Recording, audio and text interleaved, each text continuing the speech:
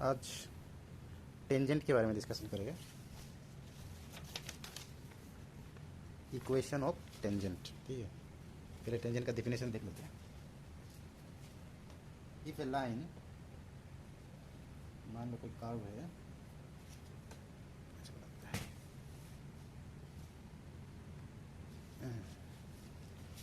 तो है ये कोई कर्व है, तो मान लो यहाँ से कुछ सेकेंड लिया है, ये पी है, क्यू है, ठीक है।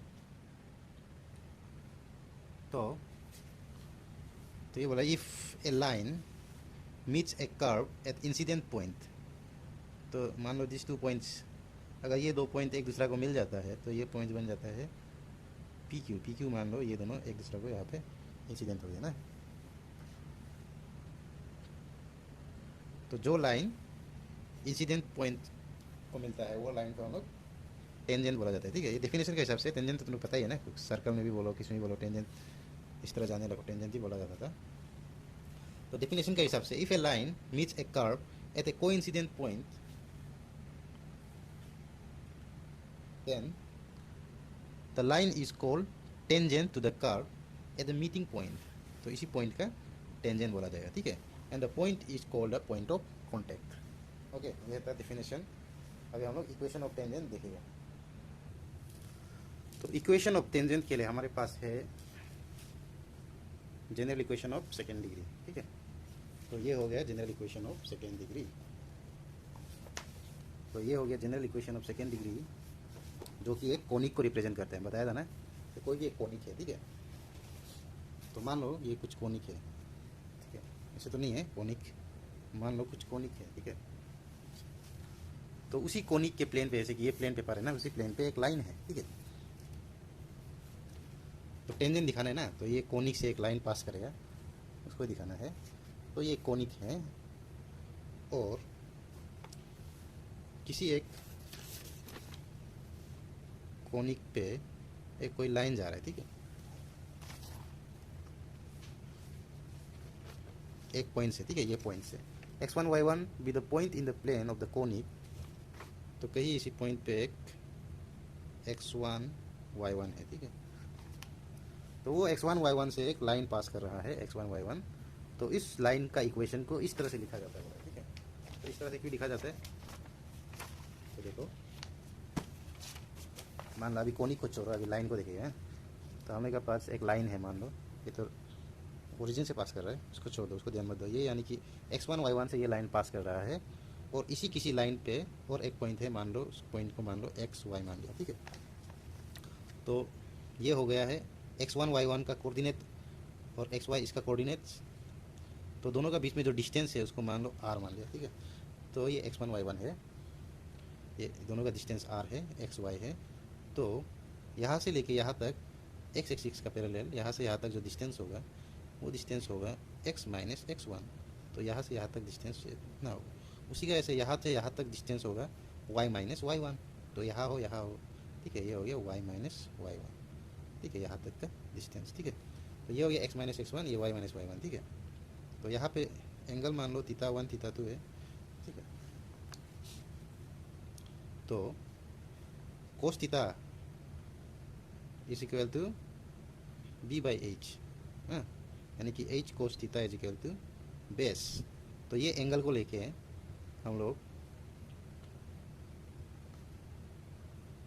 ये एंगल को लेके मान लो यहाँ पे ये और r हो गया, ये ट्राइंगल में r cos थीटा 1 जो हो जाता है x माइनस x1, ठीक है, ठीक है। यानी कि r is equal to x minus x1 by cos theta 1 को हम मान रहे l। उसी का जैसे इस ट्राइंगल में y माइनस y1 है और यहाँ में थीटा 2 है, यानी कि, और यहाँ में हाइपोटेनस r है। ठीक है, ऐसे ये बेस में r cos थीटा 2 हो जाएगा y माइनस y1, यानी कि r is equal to y minus y1। cos theta 2 को लिख लिया हम, यहाँ क्या लिखा है m लिख लिया, ठीक है। तो r is equal to x minus x1 l, जो कि cos थीटा 1 है। x एक्सिस, ये लाइन जो x एक्सिस का साथ जो cos थीटा बना रहे ना, cosine of angle between this line and x axis, ये x एक्सिस है, यहाँ देखो या यहाँ देखो, ठीक है। और ये थीटा 2 जो ये लाइन और y एक्सिस का बिटवीन में जो एंगल है वो थीटा 2 माने, ठीक है। तो उस धातु का रिस्पेक्ट में हमको r equal to y minus y one by m मिला है, x minus x one by l मिला है, ठीक है। उसी लाइन को यहाँ पे हम लोग लिख दिया, ठीक है। तो equation of line through x1 y1 can be written as x minus x one by L is equal to y minus y one by M equal to r, where l and m are cosine of the angle made by the line with x and y axis, ठीक है। x and y axis का cosine जो बनाया है ना respectively, and r is a algebraical distance between xy and x1 y1 on the line, यानी कि ये डिस्टेंस है x1 y1 और xy ऑन द लाइन है, ठीक है। और ये l और m जो क्या है, कोसाइन है एंगल θ1 एंड θ2, x और y का बीच में, लाइन का बीच में जो एंगल है, ठीक है। इसको कैसे आया समझा दिया, इसको डायरेक्ट इसमें देखने से भी हो जाएगा, ज़्यादा दिमाग मत लगाओ, याद कर दो। हाँ, x minus x one by l equal to y minus y one by M equal to r, ठीक है। ये सब क्या है, कोसाइंस है, ठीक है। ये हो गया equation of second degree conic, और इसी प्लेन पे एक पॉइंट है जहाँ से ये लाइन पास कर रहा है, ठीक है। इसको सोल्व करने से x इक्वल टू डिस मिलेगा, y इक्वल टू डिस मिलेगा। तो ये तो हो गया लाइन का x और लाइन का y, ठीक है। तो इक्वेशन 1 और इक्वेशन 2 का इंटरसेक्शन को पता करने के लिए ये x का वैल्यू यहाँ डाल देगा, y का वैल्यू यहाँ डाल देगा, ठीक है। तो x का वैल्यू यहाँ डालने से a x square plus y x, y का वैल्यू डाल दिया, एक्स वाई का वैल्यू डाल दिया, एक्स का वैल्यू वाई का value plus c equal to 0, ठीक है। अभी इधर हम लोग आर स्क्वायर का कोफिशिएंट ढूंढते हैं, ठीक है। तो आर स्क्वायर सबसे पहले यहाँ से मिलेगा, क्योंकि ये सबसे पहले एल स्क्वायर आर स्क्वायर निकलेगा। तो यहाँ से कोफिशिएंट ढूंढेगा तो यहाँ पे a l square r square coefficient होगा, यहाँ पे ये दोनों मल्टीप्लाई से आर स्क्वायर मिलेगा, तो मिलेगा हमको एल एम, ठीक है। ये 2h भी आ गया है, 2HLM आर स्क्वायर कोफिशिएंट मिल गया। उसी का ऐसे यहाँ पे बी एम स्क्वायर जो आर स्क्वायर कोफिशिएंट मिल गया, ठीक है। तो इस तरह हम लोग आर स्क्वायर कोफिशिएंट निकाल लेगा, ठीक है। उसी का जैसे नेक्स्ट हम लोग एल आर का कोफिशिएंट निकलेगा, ये तरह कन्फ्यूजिंग है, इसलिए एल आर का कोफिशिएंट देखो, इसके बाद एल एम का कोफिशिएंट। सबसे पहले आर स्क्वायर का कोफिशिएंट देखा है, अभी एल आर और एल एम और एम आर का कोफिशिएंट देखेगा, ठीक है। इसके बाद आर आर उसमें भी कॉमन निकाल लेगा। तो नेक्स्ट एल आर का कोफिशिएंट में यहाँ में 2a x1 आएगा ना, तो 2 को भी सब में 2 आएगा ना, इसमें यहाँ से देखना a x1, इसके बाद यहाँ पे एल आर जो y1 का साथ मल्टीप्लाई होगा तो h y1, ठीक है। नेक्स्ट एल आर यहाँ पे g है, ठीक है, g। उसी का ऐसे एम आर का कोफिशिएंट, आर को कॉमन 2 को कॉमन ले लिया और आर को कॉमन लेके वहाँ निकाल दिया, उसी का ऐसे एम आर का कोफिशिएंट देखने के लिए यहाँ पे देखो एम आर, ठीक है, x1 का साथ है, यानी कि एच x1 होगा। उसी का ऐसे यहाँ पे एम आर है ना, एम आर, ठीक है, बी वाई वन। उसी का ऐसे हमें एम आर, हमें एफ ओनली। तो यहाँ से एल और एम को ऐसे निकाल लिया। इसके बाद इसको डायरेक्ट लिख दो, ये इसी टाइप का इक्वेशन होगा, याद करने के लिए इसी टाइप का इक्वेशन होगा। जहाँ में x है वहाँ x1 हो जाएगा, ठीक है। जहाँ में y है y1 हो जाएगा, ऐसे लिख दो, ऐसे चेक करने का जरूरी नहीं है। और तुम लोग ये याद रख सकते तो याद रखो, या में ये इक्वेशन हम लोग पहले भी निकाल चुके हैं, इस टाइप का फॉर्मेट है ये दोनों का फॉर्मेट। तो इसको तो कुछ से सॉल्व करना पड़ेगा। इक्वेशन नंबर 3 बना दो, this is a r square. तो इसको इस तरह से देखो, ये a r square plus b r plus सी, ये एक क्वाड्रेटिक इक्वेशन हो गया, ठीक है। तो यहाँ पे जो हमको मिला है वो एक क्वाड्रेटिक इक्वेशन हो गया, ठीक है। आर स्क्वायर का जितना कोफिशिएंट है वो ए हो गया, मान लो क्वाड्रेटिक इक्वेशन का, और आर का जितना कोफिशिएंट है ये है, ठीक है। और ये पूरा कांस्टेंट टर्म, ठीक है। तो it is a quadratic equation in are. तो क्वाड्रेटिक इक्वेशन है तो उसका रूट भी होगा, ठीक है। तो क्वाड्रेटिक इक्वेशन में सबसे पहले क्या होता है, R1 और R2 उसका रूट होता है।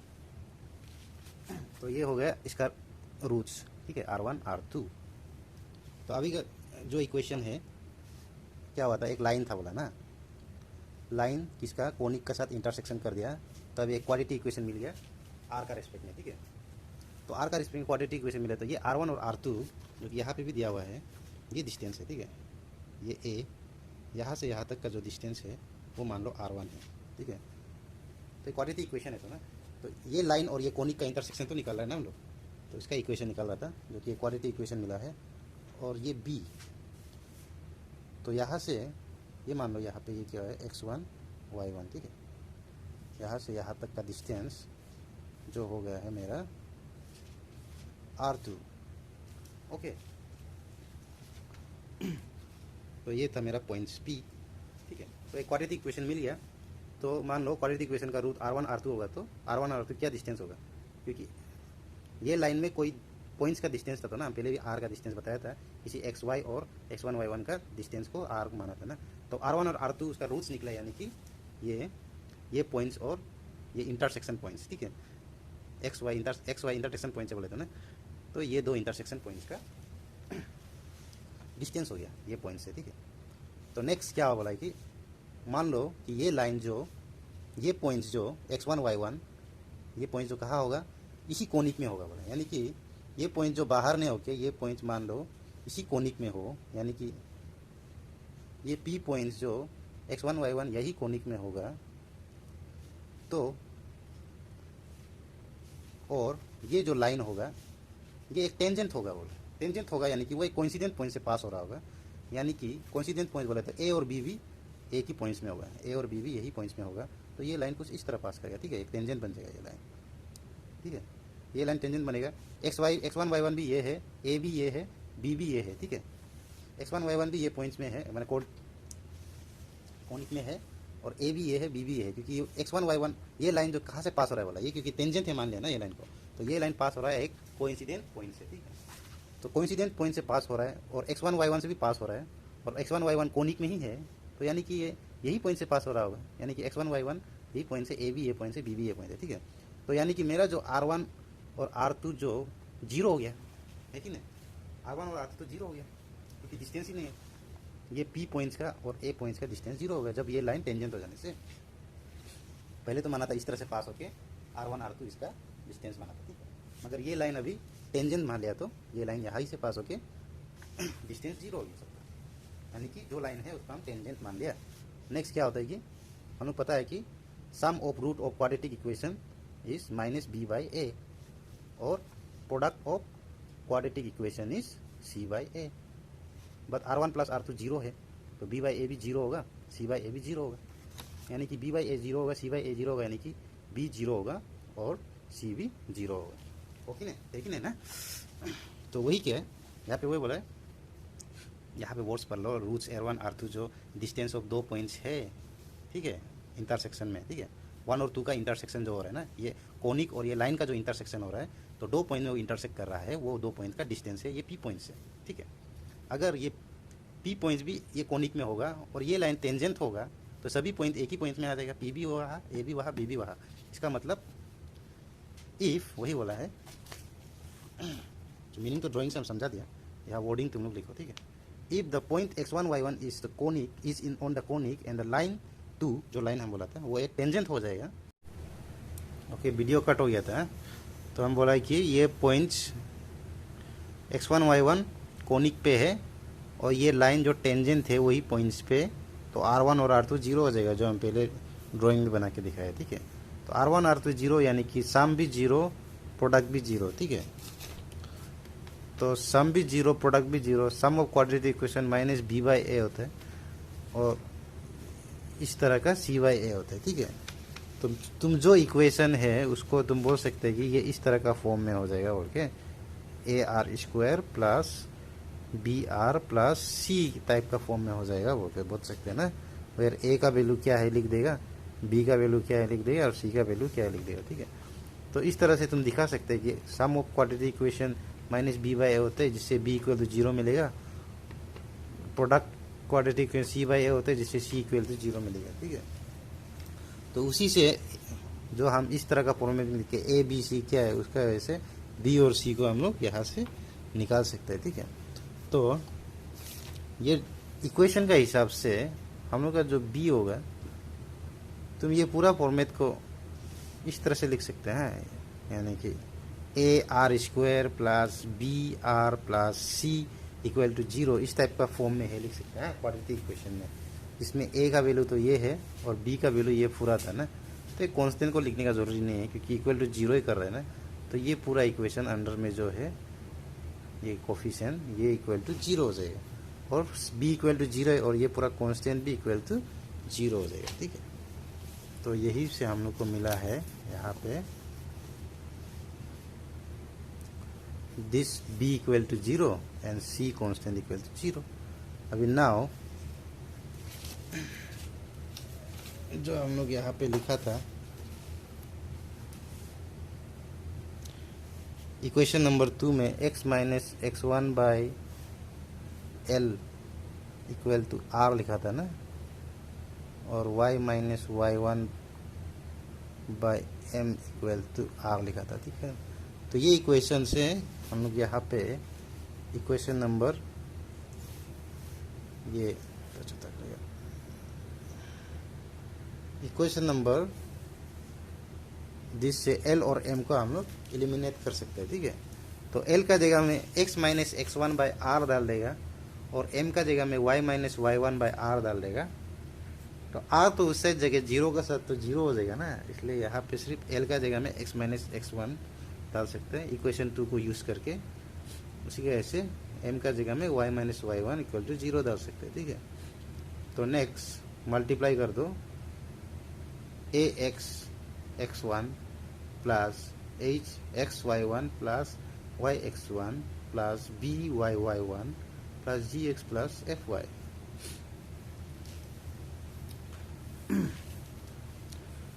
तो इसको मल्टीप्लाई करो, ठीक है।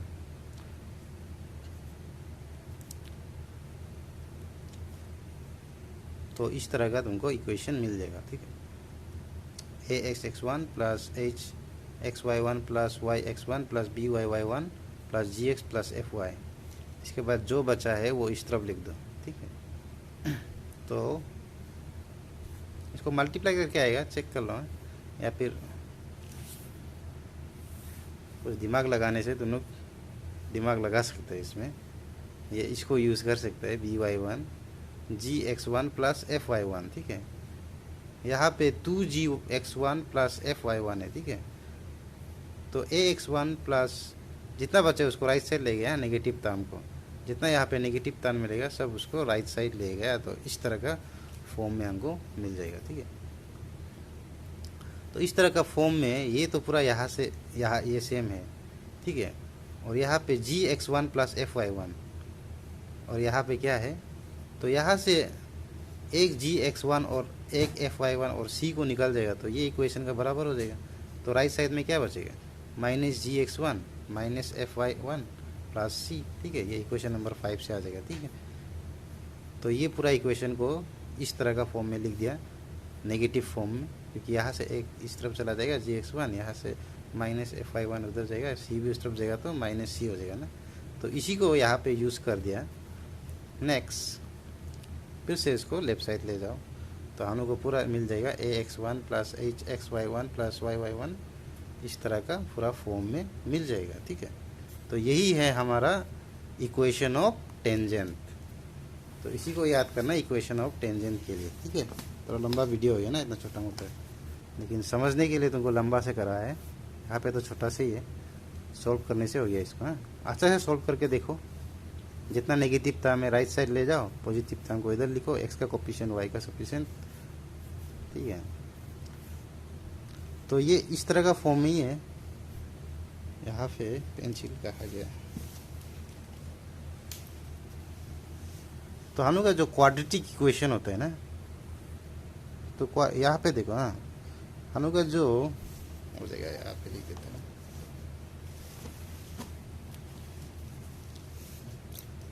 A x one square plus 2g, क्या बोल रहे, 2g नहीं 2h एक्स वाई, क्लियर वाला में लिखिएगा।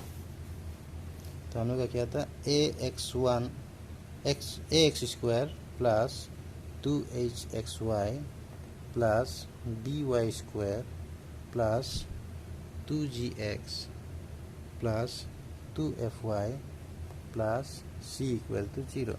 ये है क्या हम लोग का जनरल इक्वेशन, ठीक है। और हम लोग का जो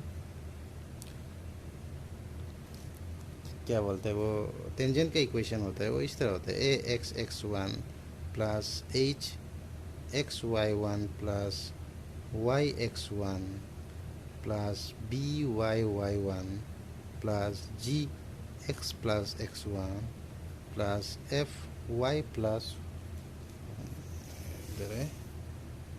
प्लस सी। इसको छोड़ो, ये इसको छोड़ दो। तो ये जो इक्वेशन है ना, इसी का बराबर होता है, ठीक है, जिसमें एक्स स्क्वायर का जगह में लिखा है x x one, y square का जगह में लिखा है वाई वाई वन, ठीक है, और 2xy का जगह में लिखा है x y one plus y x one, और यहाँ पे 2x का जगह में लिखा है x प्लस एक्स वन, और 2y का जगह में लिखा है y plus Y one plus सी, ठीक है। तो इस तरह हम लोग रिप्लेस करेगा, ठीक है। तो हम लोग यहाँ से क्या मिला है कि एक्स स्क्वायर का जगह में हम लोग कोई भी इक्वेशन को, कोई भी जनरल इक्वेशन मिलेगा तो उसको टेंजेंट, इक्वेशन ऑफ टेंजेंट कैसे बनाएगा, एक्स स्क्वायर का जगह में लिखिएगा एक्स एक्स वन, उसी का ऐसे मिलेगा। तो चलो यहाँ से क्या देखना है, यहाँ भी लिखा हुआ है, देख लो। तो किसी भी इक्वेशन को टेंजेंट बनाने के लिए एक्स स्क्वायर की जगह में एक्स एक्स वन लिखिएगा, वाई स्क्वायर का जगह में वाई वाई वन लिखिएगा, 2xy का जगह में लिखिएगा x y one plus y x one, 2x का जगह में लिखिएगा x plus x one, 2y का जगह में लिखिएगा वाई प्लस वाई वन। तो इस तरह से रिप्लेसमेंट करेगा तो हम लोग का general equation of second degree, equation of tangent में tangent at a point x1 y1 निकल जाएगा, ठीक है। तो उसी का ऐसे यहाँ पे देखो, तो ये है एक सर्कल का इक्वेशन, ठीक है। तो ये circle with centre, origin centre में होगा, तो यह सेंटर यहाँ पे ओरिजिन नहीं होगी, दूसरा होने से, ये सर्कल का इक्वेशन होता है, या ओरिजिन सेंटर में होने से इस तरह लिखता है, और ये 0 0 होने से और 0 नहीं होने से इस तरह से लिखता है, ठीक है। तो ये हो गया हम लोग का सर्कल, ठीक है। तो सर्कल में भी सर्कल का टेंजेंट x1 y1 में ढूंढने के लिए क्या करेगा, एक्स स्क्वायर का जगह में x1 x x1 लिख दिया, वाई स्क्वायर का जगह में वाई वाई वन, 2x का जगह में x plus x one, 2y का जगह में y plus Y one plus सी, ये हो गया टेंजेंट इक्वेशन। उसी का ऐसे सिंपल से निकाल दिया। तो पैराबोला में ऐसे चेंज कर दिया, 2x का जगह में लिख दिया, इलिप्स का जगह में ऐसे चेंज कर दिया, हाइपरबोला में ऐसे कर दिया, रेक्टेंगुलर हाइपरबोला में ऐसे कर दिया, ठीक है, एक्स वाई, ठीक है। यहाँ पे देखो एक्स वाई का जगह में x y one plus y x one था ना, डिवाइडेड बाई 2 कर दिया, यहाँ पे 2